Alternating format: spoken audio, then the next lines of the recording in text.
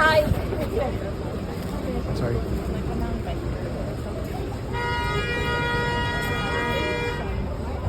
see the traffic here in Lisbon is completely nuts.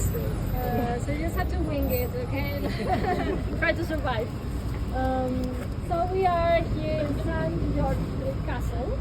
This castle was built by the Moorish people, the people that come from the north of Africa, like Morocco and so on, because they are so close to the Iberian Peninsula that they came to Spain and Portugal, to the south of these countries, and they stayed here for 4 centuries, since the 8th to the 12th centuries.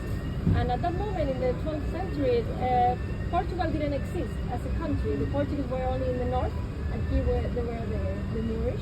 And they came, the Portuguese, with a big army to conquer the city, to conquer the castle.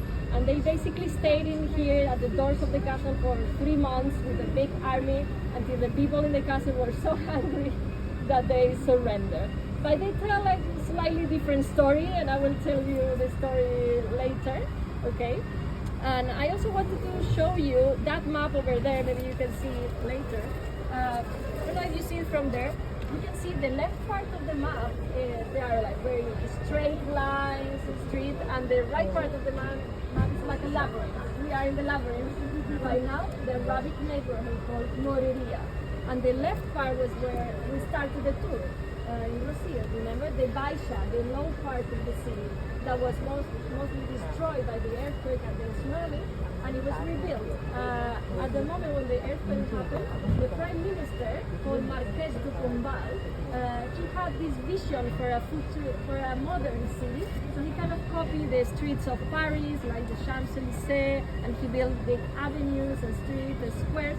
But the rest of the hills of Lisbon that were not so damaged by the tsunami, and also because they were not rich people, they didn't invest money here. They were like, you rebuild your own home, you know? So they built it in the same way they knew it. But in the lower part, they made a plan, you know, because they were rich and they invest all the money in there. So luckily you can still see the architecture and how the neighborhoods were.